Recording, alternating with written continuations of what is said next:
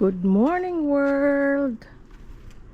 Tingnan natin ang ating ito, malaki ng pechay na tumubo, yung food yung kitchen scraps na binaon ko diyan.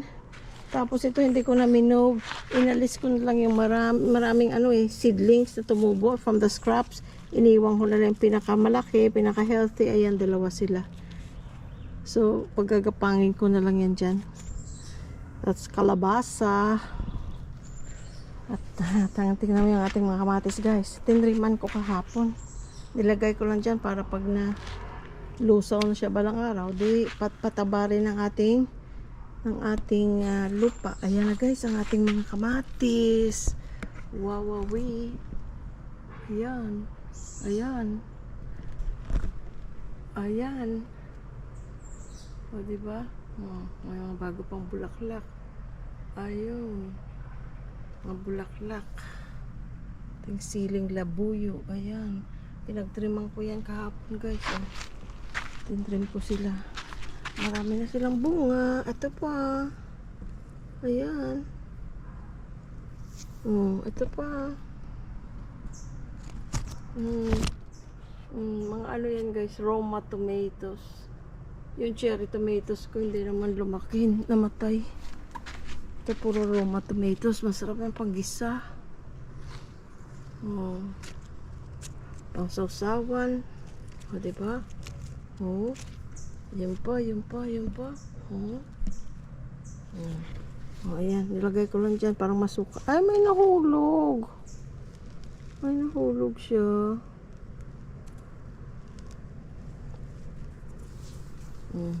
Itong isa hindi ko alam na nangyari sa kanya, hindi siya lumaki.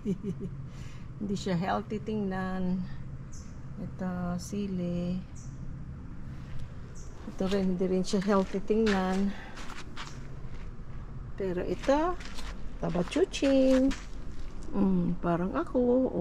Ang daming bunga. Ayan, daming bunga. Kakatuwa, guys, no? Kamatis isa sa mga pinakamadaling tanim. Yung hinog na ilagay nyo lang sa lupa. Nako, maya andain nyo ng seedlings. Nakakatuwa. Sabay-sabay yan silang Ito naman, ang ating malunggay. Tinitrim ko lagi. Inaalisan ko sila ng dahon. Mabilis lang naman tumubo. Tinitirahan ko lang siya ng enough na para pag nagulay ako may makuha ako. Hindi na ako lalabas dun sa pupunta sa empty lot na may mga malunggay. Meron na tayo dito. Tapos pinapadami ang ang dahon, tapos pinuputol ko, nilalagay ko dito, guys. Nilalagay ko siya dyan sa mga puno. Pampataba pa yan kasi ang malunggay is very good pampataba sa tanim. Ito yung ating chiko, malaki na siya. Mga okra, mayroon akong isang ziplock doon na okra sa freezer. Kasi kung hindi mo ilagay sa freezer, madali naman siyang makulantoy. Sibuyas ko, tumubo na. Ito, bunching onions lang yan. Wala yan, hindi yan namumunga. Ito, kailangan ko lang naman yung yung dahon. Tatanim pa ako. Kasi yung iba hindi tumubo. Ito, tumubo siya. Tapos yung okra, everyday may makukuha kang pakonti-konti. Pag alanganin iluto, ilagay mo muna sa Ito, guys, kinuha kong laki-laki. Tinapon ko na lang kasi magulang na siya.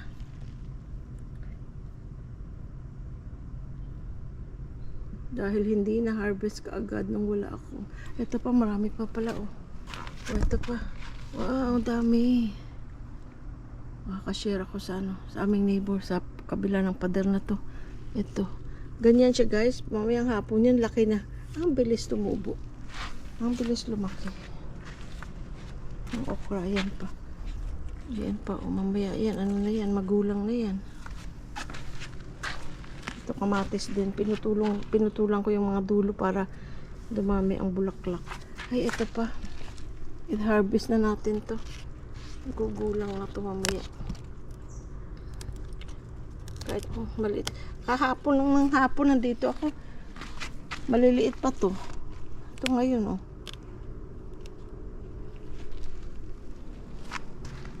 Yung isa kunin, alisin ko na lang kaya. Kasi pag nakalimutan ito mamayang hapon, hindi mo na makain, matigas na. Hindi, may 3 na naman ako. Tapos ito, oh, tataba na nila. Ito, yung dating ano lang to, oh. Tinusok ko lang na ano, na branch. Oh, laki na. Tapos yung nandito kahapon, nilipat ko. Kasi tataniman ko ito ng cucumber. Ayan. Ito mga sili, malalaki na.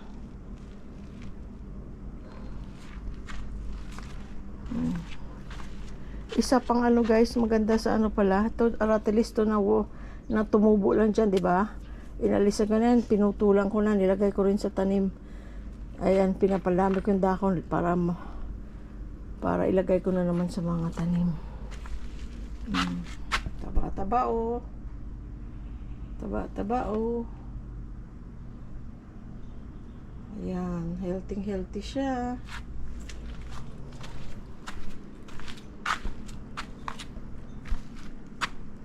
Ito may mga bagong dahon. Yan yung ano, another kind of garlic vine. Pag ano yung garlic vine na niya, pero ibang klase siya. Para siyang blue ternate, but it's not blue ternate. Daming bulaklak. Ang yellow bell, diba nagtanim ako guys, kumuha ako ng mga ano dyan, yung nag-trim kami. Ito na siya guys, oh. Yan na. Tumubo na. May sibuyas akong tinanim dito na sabi ko hindi naman tumubo. Tusok ko na lang yung yellow bell dyan. Ayan, tumubo na pala yung sibuyas. Oh. Tapos, ito, oh, bagong dahon na yan.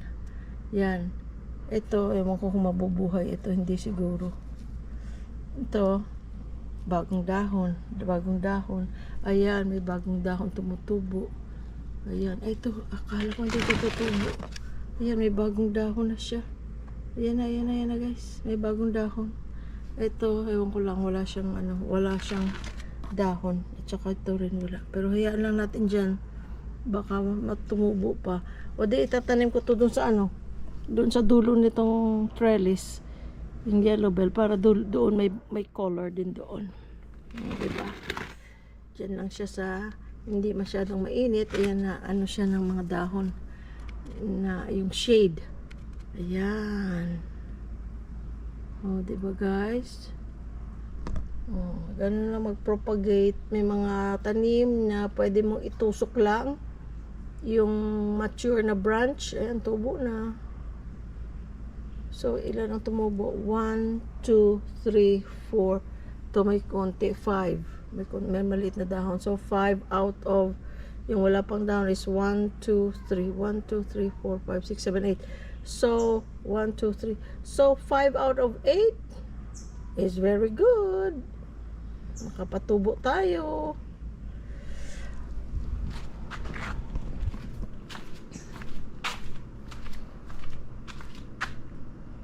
Tapos, itong ayan pala guys, ang yung nilagay ko kahapon na ano, ayun, yung isang araw, ito kahapon yung dalawa. Minob ko sila dyan para dito sa trellis na ginawa ni Louie Boy. Ayan. Ang kabila nito guys, yung pool, yung kabila ng pader na yan. O, diba? Tapos, ayan na. O, ayan. Na ano na. Tapos may bago na naman. Ano yan? Ano kaya yung bilog na yan? May bilog pala siya. Ito may bago na. Ito lalabas. Tapos dumami na sila guys. Ay yung isa naging 3 na oh. Yung isa naging 2. Ito 1. Naging 3 ang dalawa. May pang-4 pang maliit. Ayan ang maliit. Ayan ang maliit. Ayan. O, diba? Yung ito 2 yan naging 3. Ito tig-isa yan naging 2. Ang bilis pala dumami, tama, para siyang saging. Ang bilis dumami.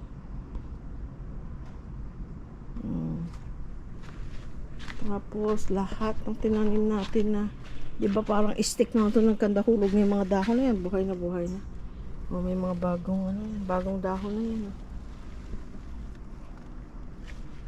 Gusto kong umano siya, tingnan mo yung mga dahon, guys. Kasi pag dinidiligan ko pati yung trunk, binabasa ko. Ayan, mga bagong dahon. So lalago na yan dyan. Tapos tataas siya, tumataas ito para dito sa sa pader, kasi ang pader dyan mababa. Tapos ito, akala ko hindi na siya mabubuhay. Ayan, may mga bago na siyang bulaklak. Ayan. Ayan, may bago na siyang bulaklak. Ganda ng bulaklak niya. Ang ganda ng bulaklak niya, guys. No? Pag lumago pa yan, mas dadami ang bulaklak. Nung isang araw, ang dami ng bulaklak nito, pero natuyot na. Ayan, yung mga black na yon na nakabitay, tuyot na yun. Kasi pag bago, ganyan itsura niya. Para siya may berries. Tapos yung berries, nagkakaroon ng buhok-buhok. Ayun, gaya niya. Ayan. Pag marami, ang ganda niyang tingnan.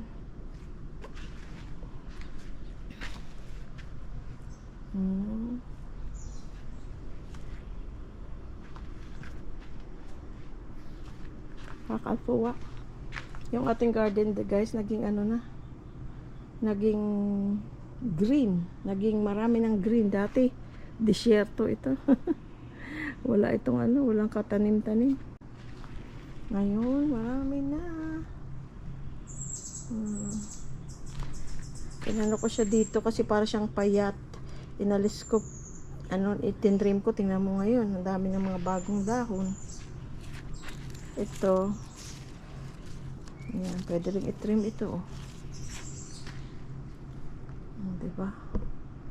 Ay, ito. May natira pa. Yan ang kandahulog.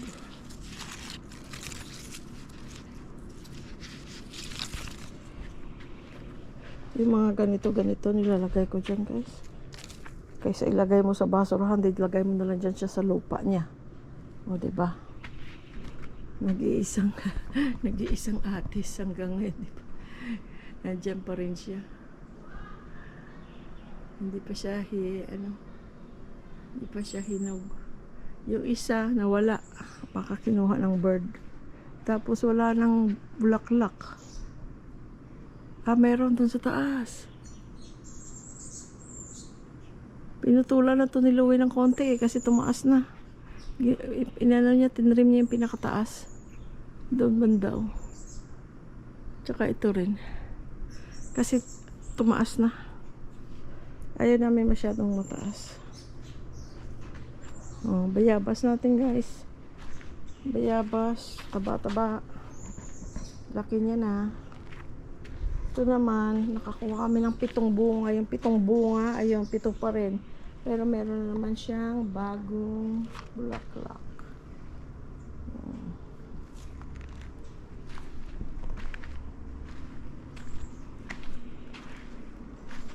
Mga ampalaya doesn't look healthy. Pero ito okay siya. Bago ulit tumubo, kaya nilagay ko dyan. Yung sayote hindi successful, nandun siya. Naging pataba na lang siya. Okay lang, try ulit. Ganyan na naman ang buhay. Pag hindi sumaksid, try pa rin. Try lang.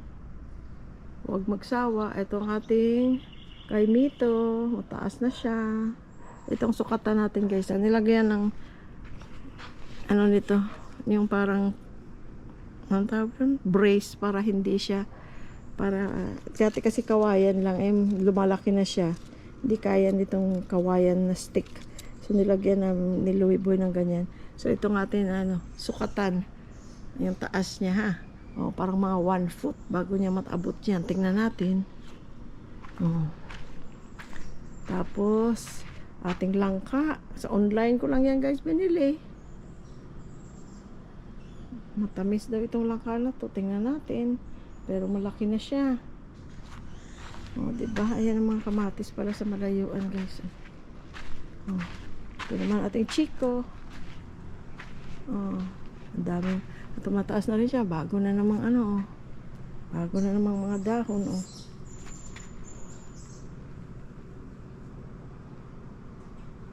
Dati pinutakti ito ng ano, ng ants. Nisprayhan ko siya ng tubig na may baking soda, konting baking soda. Hindi naman siya nakakamatay ng ants, pero nakakamatay siya ng aphids na kinakain ng ants, na na-attract ang ants. Kaya siguro nung naalis na yung aphids, yung ants umalis na rin sila. Nakakatuwa yung kamatis. Laki-laki na nila, oh.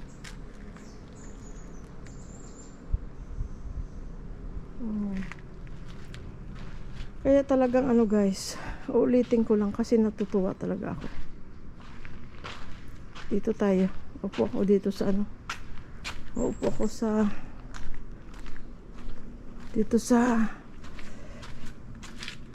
i-on ko yung ano, fan, mainit. Ay, mali. Para mahanginan tayo. Dito lang ako upo. Kwentuhan tayo, guys. Si Louie Boy nasa banyo pa. Kaya sabi ko pupunta akong garden. Sabi niya, teka, pinupunasan ko ang pawis. Init-init. Ang aga pa eh. Wala pang ang sun, pero ano na. Pinapawisan na ako.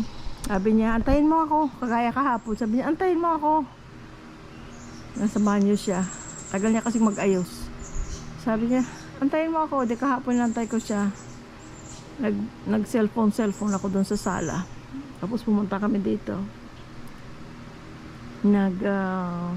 Sa umaga kasi, guys,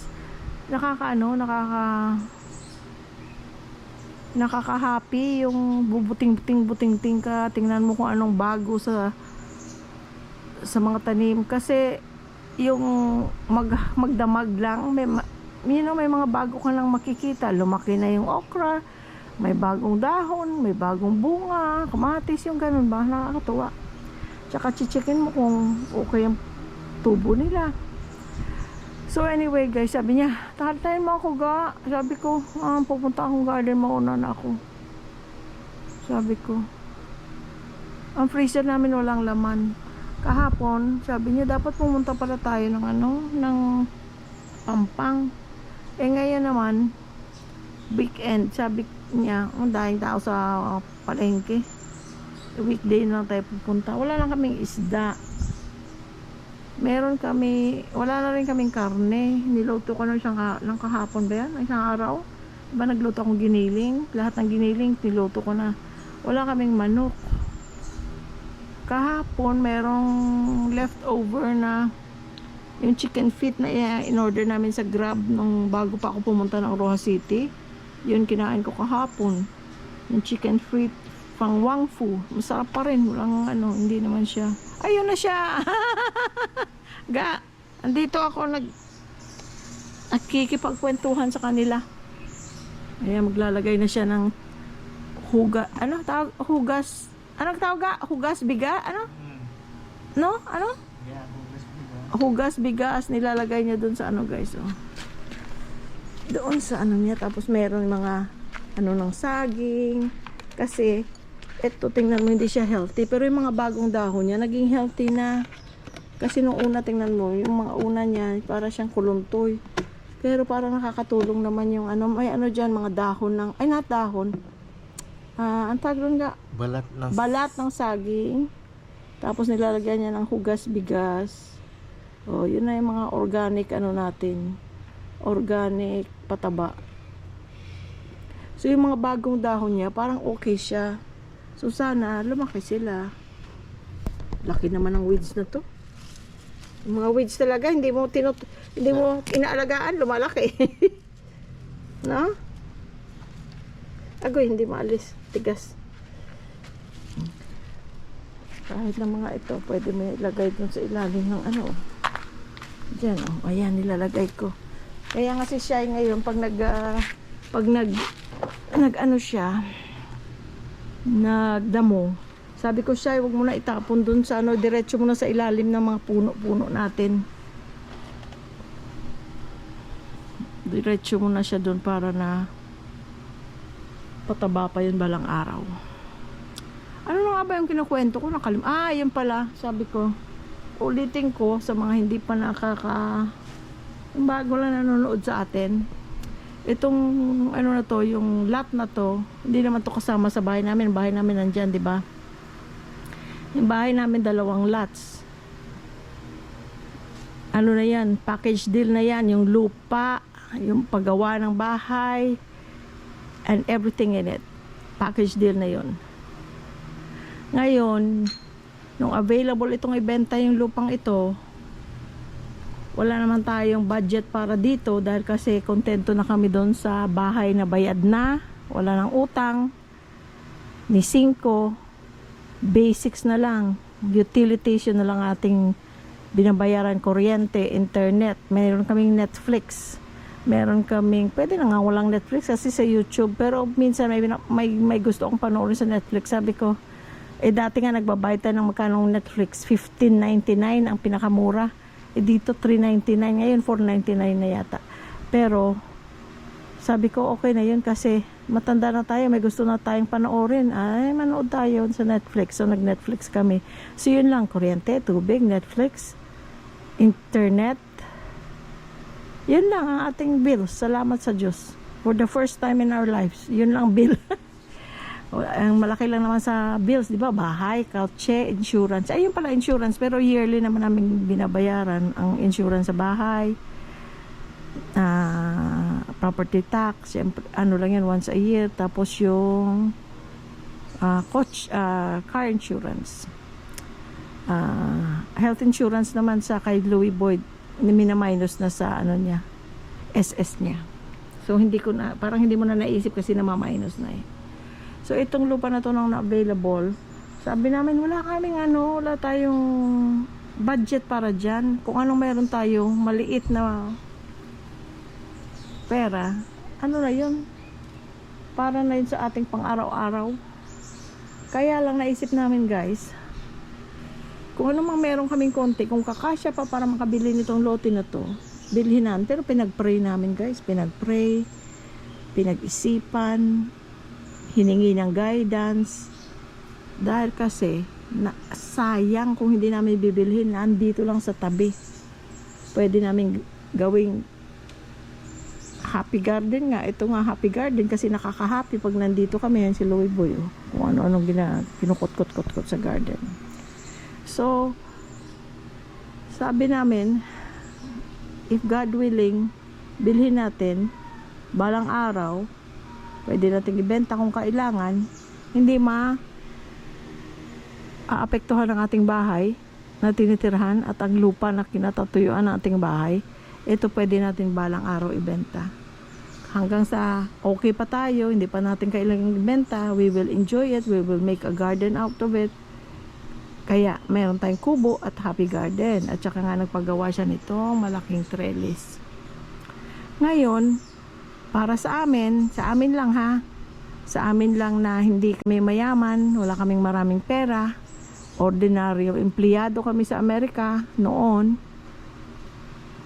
hindi na kailangan mag-invest at our age. You know why? Enjoyin mo na, o para sa amin, enjoy namin kung anong meron kami, kung anong merong konti na meron kami na blessings ng Panginoon, ini-enjoy na namin. Kasi ang pag-invest should be when you're young. You start investing when you're young, not when you retire. When you retire, whatever you invested, whatever you worked for, i-enjoy na pag-retire ka na. Mamimili ka ng lupa, sandamukal na lupa kasi marami kang pera. Hindi mo na kailangan. Ay, yung iba ginagawa dahil kasi ipapamana sa mga anak. That's fine too. Pero kami, wala kaming maraming pera. Okay lang kami. We're blessed. We have enough. We are living comfortably.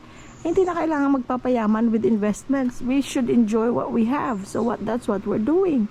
When we like to travel, we travel. Right now, mahirap mag-travel kasi parang magulo ang mundo. Hindi mo alam, mamaya may stuck ka doon sa isang country kung saan ka pumunta, no? So hopefully okay na ito ang but Bible says na sa Bible yan yung wars and rumors of wars na dadating yan. Kaya ayan andito na mga gera-gera. So ayaw namin mag-travel right now dahil dyan. But dito sa Pilipinas, so far okay pa naman tayo. Sana okay ang mga problema sa gas, mga presyo sa gas kasi doble na. Noong few days ago, nasa Rojas ako, ang gas, diesel is 120. Nang bago pa tong giyera, 50 something lang. Di doble, sobra pa sa doble. Kaya, chill lang tayo. Kaya ito, binili namin yung lupa, guys. Pwede nang sabihin mo investment, pero at the same time, napapakinabangan namin, nakahappy kami dahil dito. Kasi kung investment lang, pwede kang bumili doon sa ibang lugar, or sa ibang street, or ibang face, meron naman yan mga for sale. Pero yun talaga investment, kasi hindi mo naman ma-enjoy yung mag-garden ka man doon, pupunta ka pa doon sa kabilang street, kung saan ka man nakabili. Ito katabi lang na ang bahay namin. Ayan yung, nakita nyo yung itim, yung gate, binuksan namin yung pader, tapos lusutan lang kami dito sa aming garden. Tapos meron pa kaming naisip na alisin tong pader para open na lang sa bahay. Pero hindi na. Number 1, gastos na naman yan. Yung i-open ba para yung pool, lusutan na dito sa garden, maganda, di ba? Tsaka sa bahay. Pero hindi na. Hindi na ako sang-ayon doon. At ganoon din si Louie. Dahil kasi another gastos yung papasira mo yung pader. Tapos syempre i-finishing mo kung saan ang gusto mong style. Pero balang araw kung kailangan mong ibenta tong lupa, for example, magpapapader ka na naman, di kaya wag na. Total, meron tayong, kung gusto mong isara itong garden, meron namang gate siya, may kandado pa yan, pero lang yan, naka-open lang yan kasi nga meron naman tayong kawayan fence dyan. Kaya kawayan fence yan kasi ganun din, para na balang araw kung i-change mo ito into for example, kung i-bless tayo ng Diyos, magawa tayo dito ng another cottage, garahe, di madali lang, alisin mo lang yung kawayan, magkano lang paggawa namin ng kawayan, mura lang. Kung ipader mo yan, pag balang araw may change of mind, change of plans, change of needs, change of sa wants mo, gastos na naman. So at least kawayan lang, may privacy, pa siya, terno pa siya dahil meron tayong kubo. Diba? Ganun lang. Kaya kami bumili para kasi iba, 'di ba, pag retire, especially galing ng ibang bansa, gusto nilang may farm, may mga animals. But that's too much for us. Ito lang garden maliit, ito lang ang aming kaya at kailangan. Hindi na kailangan ng malaki pa. Kailangan mo ng tauhan sa farm, kailangan mong i-manage, kailangan mo malaking gastos at malaking trabaho at matatali ka rin in a way. Unless meron kang mapagkatiwalaan talagang mag-manage ng farm mo. Kaya kami, ito na yung aming little garden. Happy. Ang aming happy little garden. Ang aming happy little garden. Ayan. So yun lang guys, para sa mga bagong manonood sa ating channel. Maraming salamat guys sa mga bagong subscriber natin dyan o mga bagong supporters natin. Maraming salamat. Ang aming channel ay maliit lang. Hindi ito makakabuhay sa iyo sa retirement mo or sa pang-araw-araw. Nakakatulong, syempre, nakakatulong. Yung kinikita namin sa YouTube, it helps. Extra money pa yun. Pag may extra money ka, makakatulong ka rin ng kahit maliit na paraan, makakatulong ka sa mga tao sa paligid mo, 'di ba? Groceries, pang-bills. Nakakatulong sa bills, nakakatulong sa groceries. Pero kung yun, Nakakatulong kahit sa maliit na bagay, nakakatulong din kami sa ibang tao. kahit sa maliit daw na bagay, ewan ko kung naririnig nyo guys, si Louie Boy, wala kasing mic. Nakakatulong daw sa ibang tao kahit sa maliit na bagay. Kaya hindi naman namin iniitsapwera na ang kita namin sa YouTube, it helps a lot. Number one, nung sinistart namin tong YouTube, Dahil ito ay nakatulong sa kay Louie Boy nung pandemic. Kasi that time na siya, retired na siya noon. Siya lang mag-isa sa bahay, 'di ba? Depressing yung pandemic. Ako nasa trabaho. Oh my gosh. Tapos yung nangyayari sa mundo, Nalibang ako. nalibang siya. Nalibang kami. Tapos tanong niya sa akin, pag nasa Pilipinas na tayo, for good, patuloy natin ang YouTube. Ay sabi ko, mas ipapatuloy natin kasi wala na akong trabaho dati. Nag-i-edit ako, the next day may pasok pa ako. Eh nga, pag retired na tayo sa Pilipinas, wala na tayong gagawin. Basta ini-enjoy pa natin, then we'll continue. Pag hindi na tayo, naburyo na tayo, nainis na tayo, ay, then for what? We can stop anytime. Pero hanggang ngayon guys, malapit na tayong mag 23,000. Napakaliit yan ikumpara sa ibang YouTuber. Pero para sa aming dalawa, retired couple living in the Philippines, that's big already para sa amin. At sa tulong ninyo, sa tulong ng Diyos, sana lalaki pa. Kasi nakakatuwa yung mga comments. Kahit nga negative. Minsan may irita ka, pero nakakatuwa rin. At least nanood siya. Diba? Ay, naku. Yan lang ang buhay.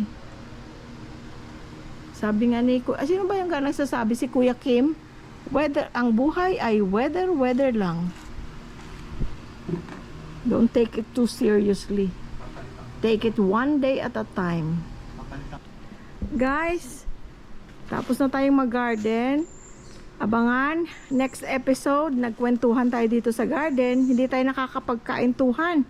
Pero, nagkwentuhan kami dito sa Happy Garden natin. Kaya, click ang next video para mapanood. Maraming salamat! We love you all!